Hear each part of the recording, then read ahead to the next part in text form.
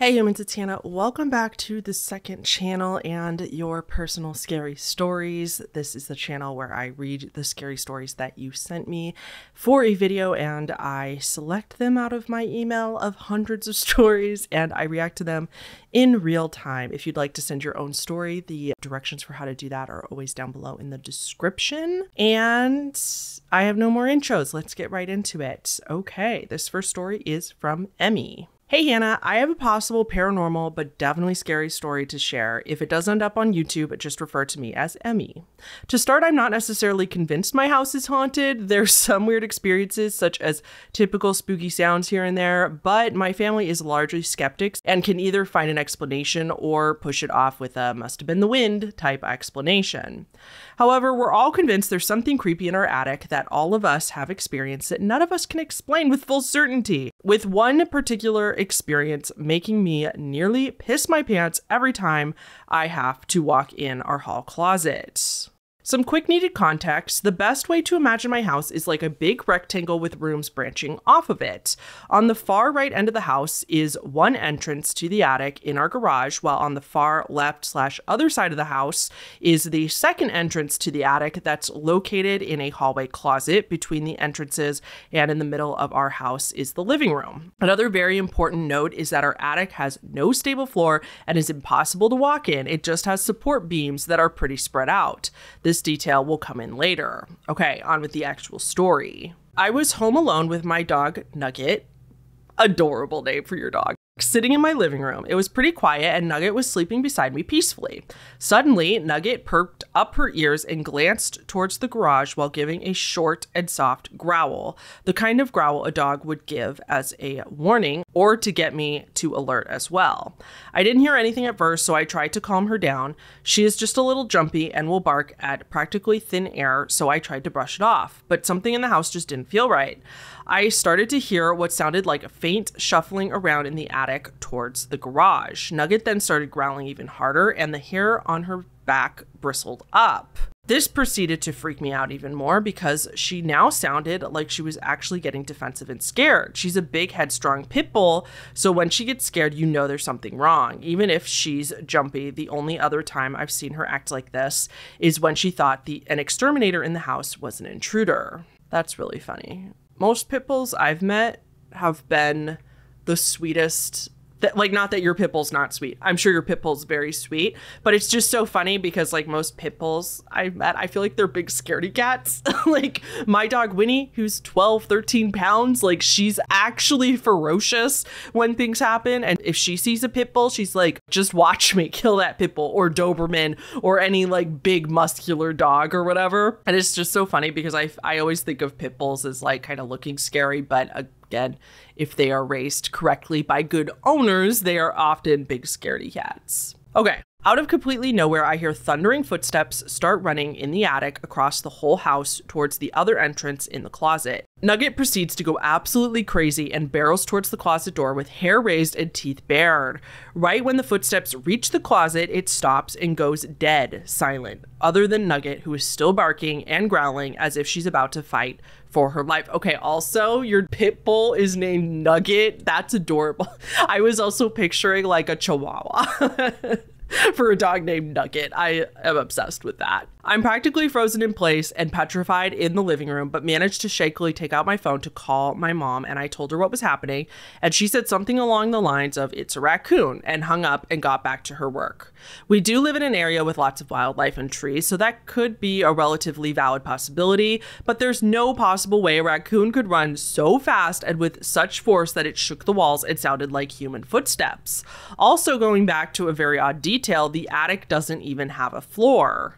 It can't be some sort of animal because the footsteps were very heavy and very loud, but it also couldn't have been some sort of person because there's no way to walk in that attic, let alone run without the ceiling collapsing.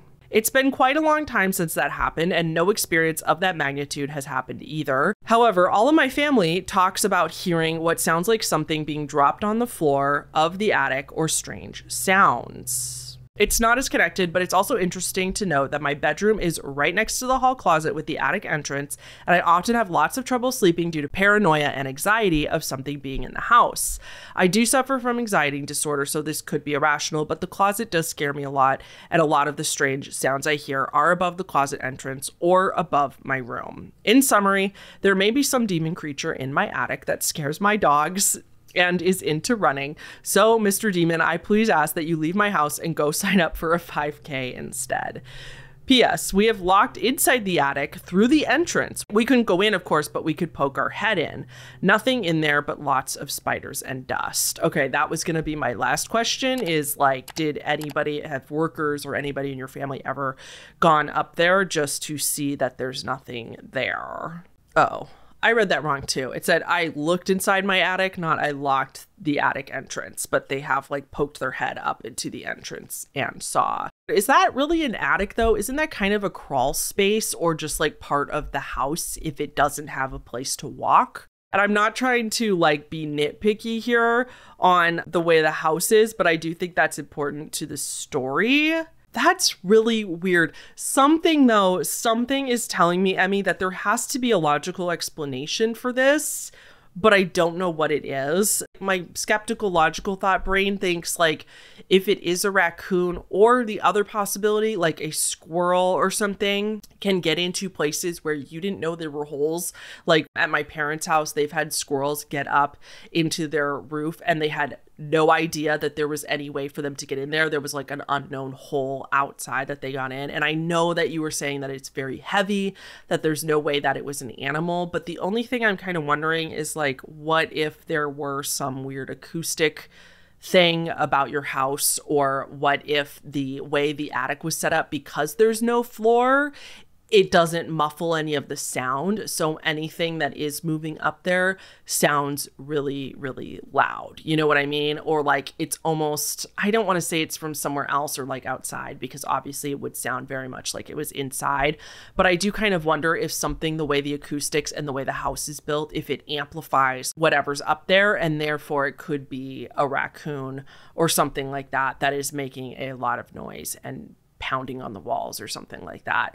You would know better than I would. Obviously, I'm not there. Whether there's a logical explanation or not, undeniably, that's terrifying. And that would also scare the bejesus out of me. I'm not sure how you slept in that house. I know you said you weren't really sleeping well, but oh my gosh. Okay, this is the second story for today. This one starts, "Hi Hannah, I love both your channels and I've always wanted to share with you the story of how my deceased father came to me in a dream to let me know my then husband, we'll call him Mac, was cheating on me." Ooh, I'm here for this. For a little bit of context, my stepfather, although I don't like to call him that, and I were very close. He'd been part of my life since I was 6 months old, and I always felt a special connection to him because I felt that he chose me as his daughter. When I first read that, I thought it was like, you don't like to call him that because you don't like him. But then as you read on, I think she's saying like she wishes it was her real father, like her biological father, like this is a true father figure to her. He was my person. He unfortunately passed away very suddenly from a heart attack in November 2011. I fast forward to December 2012 and I start dating the man who I'd go on to marry in May of 2013, just 5 months after starting a relationship. I know what you're going to say. That's not a smart decision, and you're not wrong. But I was sad. I was missing my voice of reason, aka my dad, so I was somewhat vulnerable to my own dumb self at the time. I don't judge you for that at all. I personally am not of the camp that you shouldn't get married quickly if you're both feeling that. Like, okay, I'm going to get a lot of hate if I say it like that. Let me add the nuance to that. In my personal opinion, I do think there are some people out there that do know when somebody's the one quicker than others. That's not to say that some people who date for years before and they kind of know, but they just don't want to go on to get married. I do know there are some people out there that feel like they just meet their person very quickly. So I don't necessarily judge people for getting married quickly. I myself, when I find my person, I hope that I get married quickly, right? Like that is my hope as well. I am not a like date for years before. Like I'm like, all right, shit or get off the pot kind of person, you know? So I do believe that. I will say, I'm not saying that I'm saying like 18-year-old high school people that just graduated high school should get married to their high school sweetheart. I'm not saying don't get married to them, but wait a few years because, you know, people change a lot from high school to college age, and then from college age to their first job and stuff. That's all I'm saying. But just to say, I'm not necessarily judging you for that, especially in, like you said, you're kind of like in a vulnerable state at that time, which makes total sense that you're kind of looking for something to fulfill that gaping hole in your life that was your father. Anyway, okay. Things in our marriage were good as far as I knew for the first year and a half. And then I started to catch him in lies, of which he always had an excuse for. They always do. He worked the second shift and was leaving for work 2 hours before his shift was scheduled to start. And then he was coming home 2 or more hours late. I should also mention that we lived 10 minutes away from his job. In the beginning, he claimed to be working extra time, but once I noticed that the paychecks weren't adding up, then he changed his story and claimed that he was picking up a guy he worked with and giving him rides to and from work, but didn't want to tell me because he thought I'd have a problem with that for some reason. They do be changing their stories to fit whatever lie you've caught them in, don't they? I chose to accept that explanation, but I just couldn't shake the feeling that something just wasn't right. And I carried on living with that feeling for a while until one night I had a dream. I don't remember a lot about the dream, but I know that my dad was there with me. I remember that he was sitting on the side of the bed and told me that my husband had another woman's phone number saved in his phone under the name Jerry, and that he was cheating on me with said woman. Oh my gosh, that's so specific. I'm woken up when Mac arrives home from work, late again, as had been the norm for some time.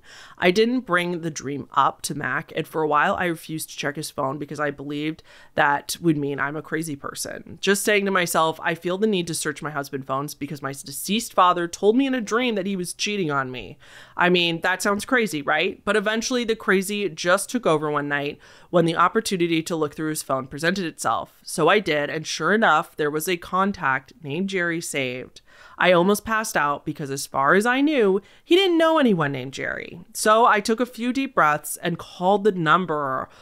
Dang, you're so brave. I'd be so scared. On the second ring, a girl answers. So you're coming over? I asked, who is this? And she immediately hung up.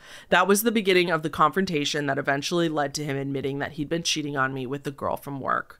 I'll spare you all the dramatic details, but we separated and eventually divorced. I'm now remarried to my husband of 7 years, and we share a 6-year-old daughter together, and I've never been happier. Oh, okay. I'm so glad that you got the marriage you deserved and the partner that you deserved after going through that, because nobody deserves that. Okay. I've always been a skeptic. I believe there's an explanation for everything. So is it simply a coincidence that I had a dream and then certain things in that dream just so happen to be reality? Maybe so. But in this case, I chose to believe that my dear old dad found a way to have my back one last time, all the way from the afterlife. Thanks for taking the time to read my story. Hope all is well. Stay horrible. Oh my gosh. So I kind of, at first, I thought this was just going to be a story of him like coming to your dream and telling you that he was definitely cheating on you. And I was like, okay, fair enough. But you kind of suspected, right? Like you were kind of making excuses for the other stuff. And he was kind of showing huge red flags that he was definitely cheating. But the specifics of there was a person named Jerry in his phone that is a cover up for a woman, and then you find, oh, that is spooky. I love that. What a strong person you are, though, for being able to also leave when you realized and knew that you were not being treated in the way that you deserve. That's a hard thing to do, no matter the circumstances, and I'm so glad for you on that. Okay, story 3. Hey Hannah, big fan of your channels. Thank you so much. You're awesome. I decided to share my overdose story with you and your fans. I hope it raises awareness of drug addiction, and it can also help someone who may be struggling and let them know there is hope. Things do get better. Okay, I love this. I love a good paranormal story or a good like glitchy in the Matrix kind of story. But as you guys know, and I've said this before, I welcome all kinds of creepy or dark stories on this channel. I want your personal stories. It doesn't have to be paranormal or ghost. I like just dark stories as well, near-death experiences, anything of that nature qualifies. Okay, to the story. My name is Courtney. This happened 1.5 years ago. I was sober off heroin for 4 months and doing really well. I had a job and I graduated from the halfway house, but I ended up in a homeless shelter and relapsed. One night, I woke up in my bed soaked in urine. My mouth was sore and I felt raw. I knew I had overdosed because I had OD'd before and felt it in my body. My head hurt like I had banged it. I just cleaned up and went about my night like nothing happened. My head was hurting on both sides and I knew I had wounds. I ended up shaving my head so I could assess the damage. It was bad. It was scabbed and I picked it. Hair came out. After 1.5 weeks, I finally went to the ER. In the ambulance, I told them about the OD and they said it sounded like I had had a seizure. I had never in my entire life had a seizure. At the hospital, they had to get to my wounds. Okay, this part is a little graphic, just a warning for everybody. The nurse called it de-roofing, where they remove the scab so they can clean the wound. Oh my gosh. They numb you with needles in my head, 15 of them. It hurt. The infection of the wound on the right side was almost to my skull. Now I have 2 bald spots now because of the hair follicles that died. Okay, so moving on to part 2 of the Courtney story. So after the horrific ordeal, I buy more heroin. I wake up in the hospital and learn that I was in a coma for 2 weeks and my brain activity was minuscule. They didn't expect me to live. My sister came to say goodbye to me. Oh my gosh. She said signing the do not resuscitate papers was the hardest thing she ever had to do. I bet. Oh my gosh, that's terrifying. I was really confused at first. I thought one doctor was my cousin. I couldn't walk on my own. I tried to walk to the bathroom without help and I'd fall and get in trouble. That is relatable. Obviously, I can't relate to your story, but I did that once when I was in the hospital. When I was in my long, over 2-week Crohn's disease diagnosis stage hospital. I was in the hospital for so long. My bed had I was a fall risk because I fell. Do not fall at the hospital. You even show signs of falling. You even stagger a little bit and the entire crew on that floor is aware. They put the alarm on your bed so you literally can't touch the floor with your feet without somebody there because they set the alarm on the bed. So the entire, there's this big embarrassing alarm that goes off. They put a gate belt on you. You're not allowed to do anything by yourself at that point. They put fall risk signs all over your bed in your room. It's so embarrassing in spite of what you're going through. And so I just know what you mean when you said I tried to go to the bathroom without help, because that happened to me once. I had to go to the bathroom so bad. All the nurses were busy. They were not coming. I had pressed the call button a million times. I was like, sorry, I gotta pee. I'm gonna pee the bed if you guys don't come and help me. So I just got up and I just set the alarm off. I was like, fine, they're gonna have to, if they didn't come, then that's not my fault. So I just went to the bathroom anyway and the alarm was going off and the nurse rushed in and was like, what are you doing? I relate so much to that. Okay. I was in the hospital for about a month in a room with a babysitter because apparently when I was confused, I made threats on staff and myself and had to be watched 24/7. I couldn't leave the room unless it was physical therapy. It was terrible. I suffered from depression, anxiety, and ADHD, so you could imagine the hell I was in. Oh my gosh, yes. I don't have ADHD. So I can't relate to that part, but I can imagine that was just hell. The hospital is one of those things that it doesn't seem that bad in your head if you've never done it. But when you're in the hospital, you're admitted and you can't leave. It's so hard. It is so hard to stay in there and not just try to crawl your ass out of there to escape because you just don't want to be there anymore. And I couldn't listen to Stevie Nicks. God, torture. I am completely healed as far as walking, thank God. No one really knew how I had initially got to the hospital, but 5 months later, I run into a guy who works at the shelter and I ask if he knew about my overdose. He said, yeah, I'm the one who called 911. He said I came out and walked up to him and kept repeating that I don't feel good over and over and collapsed. He called and while talking to the dispatcher, I started having a seizure. So thank God for him. Oh my gosh, that is so scary, Courtney. I am so glad that you're okay. That is also terrifying to me that you just said you don't remember any of that. You don't remember going up to that guy and him helping you. That's so scary. Oh my gosh, I'm so glad that you're okay. After everything, I thought over it all a lot. I never realized how much addiction affects family. I'm more upset about what I did to my family than anything. I'm blessed that they stuck with me. I'm sober off hard drugs for over a year and a half now. Yeah, go Courtney.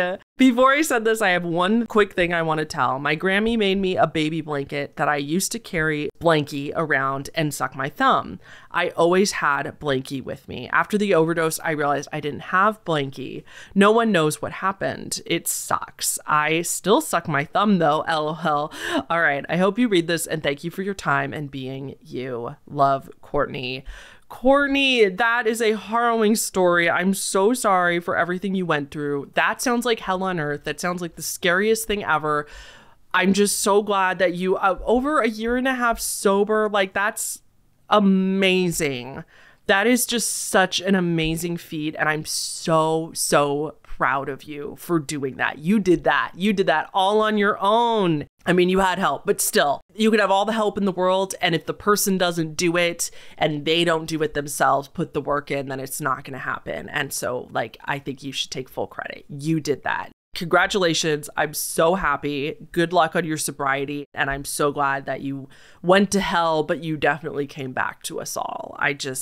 Oh, I love that for you. Oh my gosh. Thank you so much for sharing your story too as well. That's so also just very hopeful for maybe some other addicts out there, whether it's heroin or something else.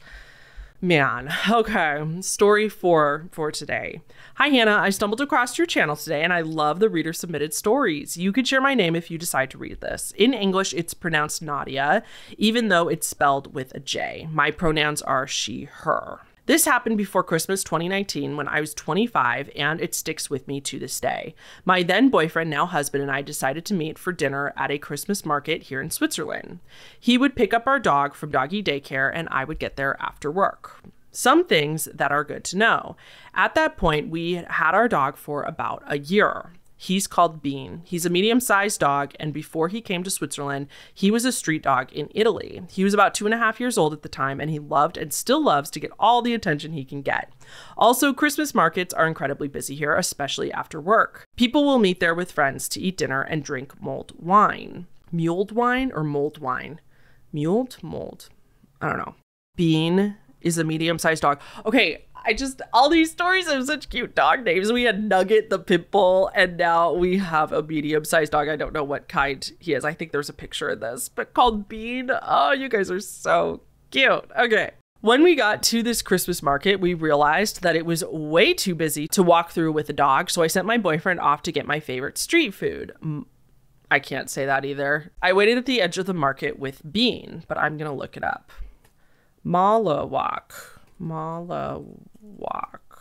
It is a Jewish Yemenite flatbread that is traditional in the Yemeni cuisine. Oh, it's Israeli. It was brought to Israel by the Yemenite Jews. Oh, it's a flat. Oh, that looks so good. I'm really sorry. I'm probably saying it wrong. I do apologize to everybody who knows how to say it out there. Okay, moving on with the story. Bean likes to greet everyone who looks at him, and by that point, I had gotten used to talking with strangers because my dog wanted to meet them. So I wasn't too concerned at first when a dude came up to me. Full transparency, I don't remember word for word what was said. I'm not even sure what language this happened in.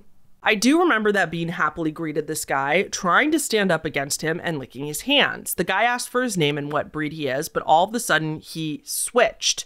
There's no better word to explain it. I know like exactly what you mean. Even though like, I don't know, I know what you mean. Like that person that is like acting normal and then their true self, like the mask falls. He grabbed Bean's leash and said, "I'll go now," and just tried to walk off with my dog. Thankfully, I had a firm grip on his leash. I was incredibly confused and flustered and just stammered that he can't take my dog. Like you're in such a complete state of shock that you're like, what are you doing? He got increasingly more angry with every second that I didn't let go of the leash. I loudly told him to leave me alone, and Bean started barking at the man. I've never seen Bean this angry and scared at the same time, and thankfully the man let go of the leash and slipped into the crowd. I was left standing there dumbfounded with a mess of a dog. Oh my gosh, that's my worst nightmare. I am very protective of Winnie. I am so protective of my dog. If anybody messes with my dog, I get real pissed real quick. I don't like it when people are just like tease dogs that they don't know, or just like come up to you. And I don't know. Oh my God. I understand in this situation, I probably would have reacted the same way. Like, you're so confused. You're like, no, what are you doing? Also, what the fuck was he going to do with your dog? That's so weird. Bean was barking and shaking, so I knelt down to calm him down, holding him and talking to him. My boyfriend was still somewhere in the crowd waiting for our food. After a while, a woman walked up to me and told me not to put my heel to the floor, as she'd just seen someone put a firecracker there. I don't know the name of this type of firecracker. They are small, like 1/4 of an inch, and usually thrown at the floor to make a little boom sound on impact. Someone had put them under the heel of my shoe so it would explode when I put my heel down to get up. Now I don't know what's worst. Was it the same guy that tried to steal Bean, or was it someone else who saw a distressed dog and thought, wow, let's scare that dog a bit more? I think the worst thing for me was that apart from the woman who warned me, no one helped me when I was being harassed by a weird guy, even though I loudly told him to go away and there was other people standing very close just watching. Thankfully, the events of that evening had no lasting impact on Bean. He still loves to greet strangers. Oh, good. I still remember it. I don't think I'll ever forget. I've attached a picture of Bean and one of Bean and his little sister, Lexi. Of course, you could show them if you'd like. Have a wonderful day, Nadia. Oh my gosh. Thank you, Nadia. I'll have Taylor put the picture of Bean in front of the little Christmas tree. Bean has the biggest ears. Oh my God, I love him. Nadia, if you're watching this, can you comment and let us know what type of dog you think Bean is? It looks like maybe Bean is a mix, but if he's not, would you let us know? And if he is a mix, could you tell us if you've got a DNA test or if you kind of suspect what he might know? That's so crazy, though. Oh, thank you for the pictures. He's so cute. Everybody, feel free to send dog pictures to me at any time. I am curious to know if anybody in the comments could tell us if maybe somebody's familiar with a situation like that. Like if anybody has insight as to whether that was just a coincidence that people were just messing with you. Somebody put the firecracker under your foot and then somebody else caved the dog. Or by kind of suspicion, it sounds like a prank to me. It sounds like somebody was maybe filming you somewhere else. And I know this is really scary to think about, but like maybe the guy was distracting you with the dog thing, pretending like he was going to steal your dog. Maybe he wasn't actually going to steal your dog, but he was like pretending to just to distract you so that somebody else could slip the firecracker under your foot.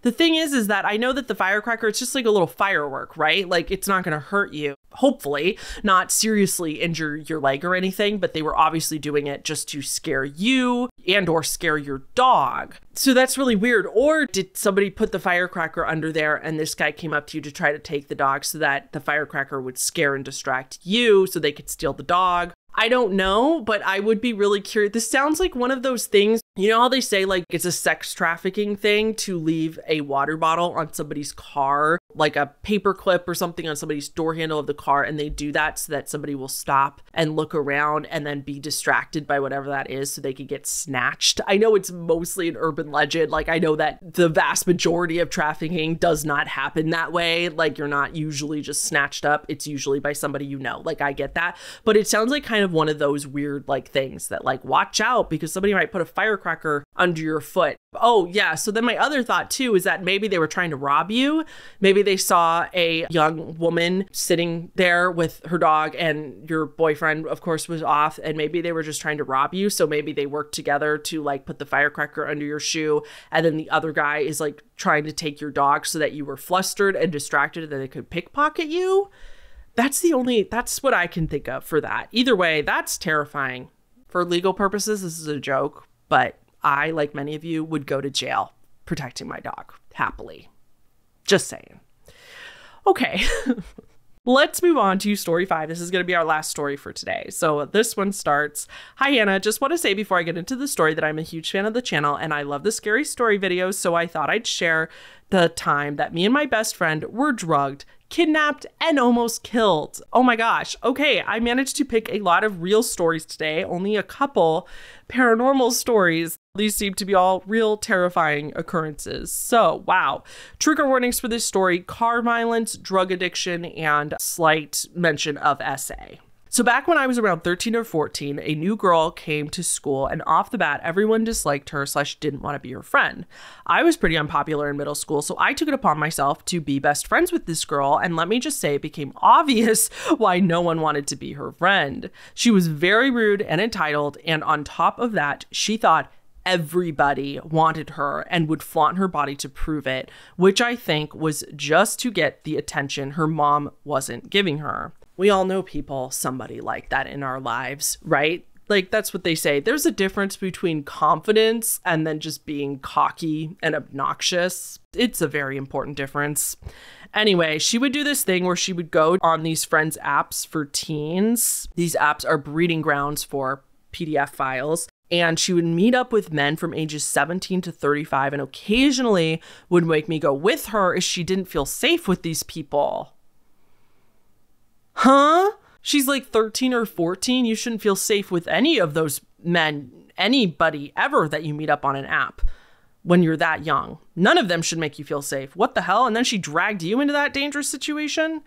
Jeez. She met one guy on this app and was determined to meet up with him and begged me to come because she just started talking to him that day and he was older, probably around 20 or 25. When he got to the house, we got in his car. She sat in the front and I sat in the back middle. When we started driving, he took us to McDonald's, and when we got our food, he took us to a park and got out his dab pen for us to smoke. A dab pen is a marijuana vape, for those who aren't familiar, and we got pretty high, which I'm sure was his plan from the beginning, and then he took us to a mall around an hour from where we lived. I do not like where this is going. This is scary. After the mall, he started driving even further away from where we lived, and it was around 3 p.m. at this point, and we needed to be home before dark, so this was starting to be an issue for me at least. He drove us to a really bad part of a city near me, and we waited for a friend of his outside a huge, disgusting apartment building. But he made us duck down for some reason, and I don't know, but that was just so scary to my 13-year-old little mind. Yeah. Once they came out of the apartment building, his friend came and sat next to me. I moved all the way to the window seat so I wouldn't have to be next to him, but he scooched right up next to me and put his hand on my thigh. I remember trying to move so he would move his hand, but every time I did, he just readjusted closer every time. Ew! Ew, you're 13 and this is some 20-some. Ew! Speaking of PDF files, that's disgusting. Blech! Kind of out of nowhere, he pulled out a big saran wrap bag filled with mini bags that were full of white powder. I knew out of, well, just common sense that these were drugs, and he was about to have us do them with him.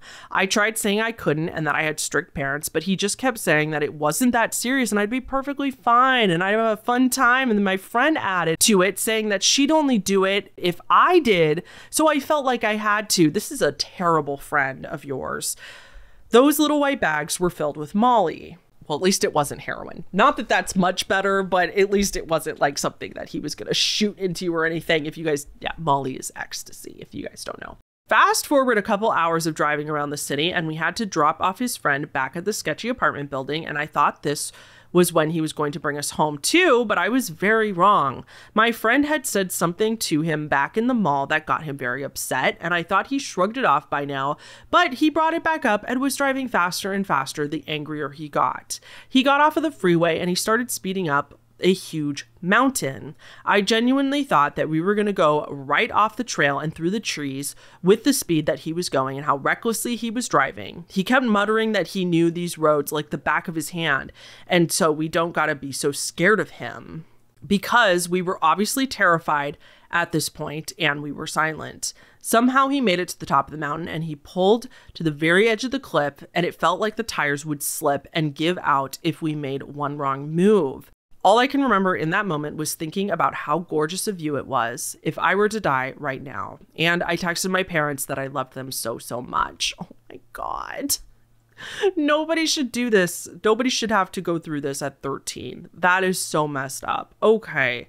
After about half an hour up there, it was pitch black, and my friend pretended to show me something on her phone so he didn't see or hear her, and wrote in her notes all that she was really scared and wanted to go home. I giggled and acted like what she was showing me was funny, and then said something along the lines of, yeah, my mom would love that. I'll tell her we're on our way home. That got his attention, and he told us we weren't going anywhere right now and that we should just look at the city lights. This is when I started to seriously panic, and I begged him to take us home. I started crying and make up all these lies and excuses as to why I needed to be home and why we would be in trouble if I wasn't. At a certain point, I think he just stopped trying or gave up, and he angrily said he'd bring us home and drove at life-threatening speeds the whole way to make sure we knew that he was angry and could hurt us if he really wanted to. We got home, ran out of his car, and that's around when I stopped being her friend. Good. I'm 18 now, and this was years ago, so some of the details might not be super exact, especially because I blocked this out for years, but I'm glad I got to share my story, and I'm never getting in a stranger's car with anyone ever again. Oh my gosh. That is a terrifying story. I think this was from Anonymous. Yes, this was from an anonymous person who you said was you were a 13-year-old girl when this happened. I have a few thoughts on this story. So first of all, I sound really, really cold towards your friend here. And yes, that was not a good friend. But I do have a little bit of sympathy for your ex-friend as well. And let me just explain that because she was also a child, she was a minor, she obviously had stuff going on at home that was making her rebel and act in a certain way, and obviously needed attention from other places because she was being neglected at home. Obviously, I don't know that for a fact. I'm just speculating based on what you told me, but it sounds like she was probably a victim of a few things too. And I just also want to make it clear that even though this was not a good friend to you and she dragged you into a terrible situation, just always remember still that your friend is a victim as well in this whole scenario. She was a victim of this guy too, and no matter what, the older person in the scenario, the guy who's an adult, you said in his lower 20s, but still in his 20s, possibly mid 20s, it's his fault for putting you in this situation. He should not be online looking for teenage girls. Anybody under the age of 21, in my opinion, but at the very least, according to the law, under 18, and finding a 13, 14-year-old girl online and picking them up and doing all this is just, meeting up with them at all is terrifying enough, let alone all of this. And it was not cool of your friend to drag you into this. She shouldn't have been doing that in the first place, but I cannot help but believe that she is a victim in this as well, and that ultimately the only person whose fault it was the adults in this situation taking advantage of literal children. I'm glad you're not friends with that person anymore. She obviously was toxic and needed to work out her own shit with hopefully therapy and all that, and had no right to drag you into such a traumatic situation. But it's really hard to just fully blame her when she was a literal child as well and was being manipulated by literal adult men who were doing this kind of crap. All that to say, I'm so sorry this happened to you. I cannot imagine how traumatic that would be at any age, let alone 13 years old. And all I could say is good fucking job, because you did the right thing in the sense that you spoke up when you guys were pretending to read each other's phones, notes on each other's phones, and you weren't escalating the situation. As much as, you know, that guy deserves terrible things in life, it was very smart of you to not piss him off or yell at him or anything like that. It was smart of you to keep it de-escalated. At 13, that is amazing, dude. You did a great job to not only that, but then think to say like, yeah, I'm going to text my mom that we're on our way home, and kind of just playing with it, and then just trying to get, like, telling him that somebody knows where you are and that someone's expecting you is a very smart thing to do, because obviously I don't know if that guy went on to harm others. He obviously did not want to full on kill you, even though he very well could have in a car accident, but he wasn't planning to harm you. I don't believe harm you in the like killing you on purpose sense. He definitely harmed you mentally and with the essay and everything like that. I'm sorry. I'm trying to like include the nuances in here, but I just want to say like, you did a really good job still. Like you listened to your instincts. You knew this wasn't a good situation and you told him that your parents were expecting you home. And that's about like pretty much all you could do at that point. And I'm also glad that in spite of what your friend had going on and how she could be a victim as well, I am glad that you cut ties with her, because regardless, that's not your problem. Her mental health issues are not your problem, and you have every right to separate from that and heal as your own person and not have to deal with that, because her issues are her own. So all that being said, thank you so much for your story, Anonymous. I really appreciate it. That was a ride. That was terrifying. Again, I would be terrified reading this story about a 25, 45-year-old woman and this happened to. That would be terrifying. Cannot imagine as 13, barely a teenager, literal child. Terrifying, full stop. Absolutely should not have happened. Okay, guys, that is going to be it for today's scary story video. Thank you guys so much for watching. Like I said, if you want to submit your own story, directions for how to do that are down below. Please like the video to support the channel, and please subscribe if you like these videos, because that's all we do here. This is kind of like my podcast. A lot of people say they like to do other things while they're listening to the stories, reading, knitting, not reading, obviously, knitting, painting, arts and crafts, what have you, drives.